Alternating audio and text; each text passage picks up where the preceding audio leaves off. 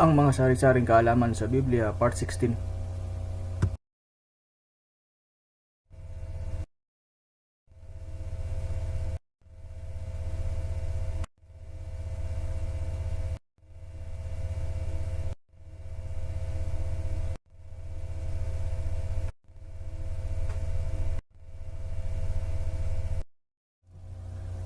Gandang araw po sa ating lahat. Ako po si Joseph, isang Bible reader. Basahin po natin ito. Ang sabi ni Pablo, ang isang tagapagturo ay halimbawa siya sa kaniyang miyembro. Ito po ay ang mga tanong ni Pablo tungkol sa mga pastor o guro na nagtuturo ng kautusan, pero sila ang unang lumalabag sa mga turo nila.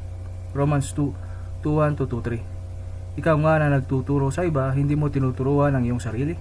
Ikaw na nangangaral sa tao na huwag magnakaw, ay nagnanakaw ka? Ikaw na nagsasabing ang tao ay huwag mangalunya, ay nangangalunya ka? Ikaw na nasusuklam sa mga Diyos-Diyosan, ay nananakawan mo ang mga templo? Ikaw na nagmamapuri sa kautusan, sa iyong pagsuway sa kautusan ay liwawalan mo ng puri ang Diyos? Pag-subscribe na naman. Gandang araw po sa ating lahat. Ako po si Joseph, isang Bible reader. Sabi na ito. Ang sabi ni Pablo sa mga Kristiyano nung una. Ang sabi ni Pablo, gamitin ang katawan sa paggawa ng mabuting bagay, hindi ng mga masasamang mga bagay. Romans 6:12-14. Huwag ngang maghari ang kasalanan sa inyong katawang may kamatayan upang kayo magsisunod sa kaniyang mga pita. At huwag din naman ninyong ihandog ang inyong mga sangkap sa kasalanan na pinakakasangkapan ng kalikuan, kundi ihandog ninyo ang inyong sarili sa Diyos na tulad sa nangabuhay sa mga patay, at ang inyong mga sangkap na pinakakasangkapan ng katwiran sa Diyos, sapagkat ang kasalanan ay hindi makapaghahari sa inyo, sapagkat wala kayo sa ilalim ng kautusan, kundi sa ilalim ng biyaya. Pag-subscribe na lang. Gandang araw po sa ating lahat. Ako po si Joseph, isang Bible reader. Basahin natin ito. Pinagtibay ng Diyos ang kanyang tipan sa lahi ni Isaac, hindi kay Ismael. Genesis 17:18-22. At sinabi ni Abraham sa Diyos, kahimatuwari si Ismael ay mabuhay sa harapan mo. At sinabi ng Diyos, hindi, kundi ang iyong asawang si Sarah ay magkakaanak sa iyo, at tatawagin mo ang kanyang pangalang Isaac, at aking patitibayan ang aking tipan sa kanya ng pinakatipang walang hanggan sa kanyang lahi pagkamatay niya. At tungkol kay Ismael ay dininig din kita, narito aking pinagpala siya, at siya'y aking papag-aanakin ng marami, at siya'y aking pararamihin ng di kawasa. 12 prinsipe ang kanyang magiging anak, at siya'y gagawin kong malaking bansa. Ngunit ang aking tipan ay pagtitibayin ko kay Isaac, na inaanak sa iyo ni Sarah, sa tadhanang araw sa taong darating. At nang matapos na makiusap sa kanya, ay napaitaas ang Diyos mula sa piling ni Abraham. Pag-subscribe na lang. Gandang araw po sa ating lahat. Ako po si Joseph, isang Bible reader. Basahin po natin ito. Ang paliwanag ni Pablo na kung hindi tayo iniligtas ni Jesus, ay natulad tayo sa Sodoma at Gomora. Dahil sa pag-ibig ng Diyos sa tao, ay binigay niyang sakripisyo si Jesus na dapat na yun ang ating lugar dahil sa mga kasalanan ng tao. Romans 9:7-9.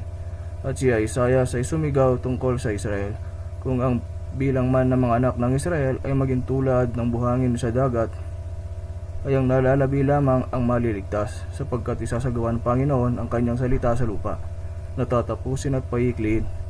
At gaya ng sinabi ng una ni Isaiah, kung hindi nagiwan sa atin ang isang binhi ang Panginoon ng mga hubo, tayo ay naging tulad sana ng Sodoma at naging gaya ng Gomora. Pag-subscribe na lang po. Gandang araw po sa ating lahat. Ako po si Joseph, isang Bible reader. Basahin po natin ito. Sabi ni Pablo, huwag gaganti ng masama sa masama. Romans 12:17-21. Huwag kayong magbayad ng kanino man ng masama sa masama. Isipin ninyo ang mga bagay na kapuri-puri sa harapan ng lahat ng mga tao. Umari, ayon sa inyong makakaya, ay magkaroon kayo ng kapayapaan sa lahat ng mga tao.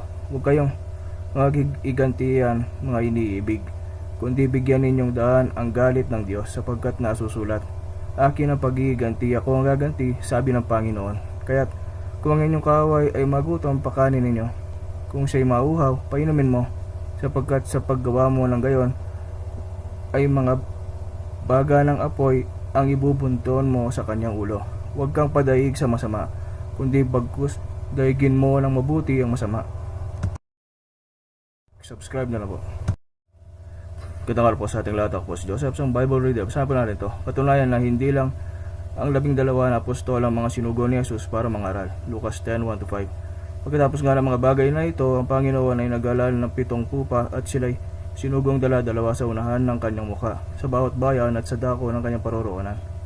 At sinabi niya sa kanila, katatuan ng marami ang aanihin, datapat kakaunti ang mga manggagawa. Kaya idadalangin ninyo sa Panginoon ang nang aanihin, na magdala siya ng mga manggagawa sa kanyang aanihin. Magsiyahon kayo sa inyong lakad, narito sinusugo ko kayo gaya ng mga kordero sa gitna ng mga lobo. Huwag kayong magsipagdala ng supot ng salapi, ng supot man ng pagkain, ng mga panyapak man, at huwag kayong magsibati kanino mang tao sa daan.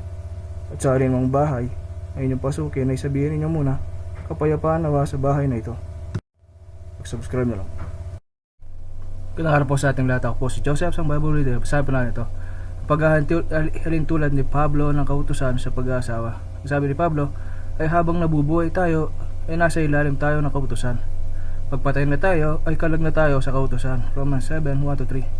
O hindi ba ninyo nalalaman mga kapatid, sapagkat nagsasalita ako sa mga taong nakakalam ng kautusan, na ang kautusan ay naghahari sa tao, samantalang siya'y nabubuhay. Sapagkat ang babae na may asawa ay itinari ng kautusan sa asawa, samantalang ito'y nabubuhay. Datapot kung ang asawa ay mamatay, ay kalag na sa kautusan ng asawa. Kaya nga kung samantalang nabubuhay ang asawa, siya'y makikisama sa ibang lalaki, siya'y tatawaging mangangalo niya. Datapot kung mamatay ang asawa, ay laya na siya sa kautusan. Ano pat siya'y hindi na mangangalo niya, bagaman siya'y makisama sa ibang lalaki. Subscribe na lang.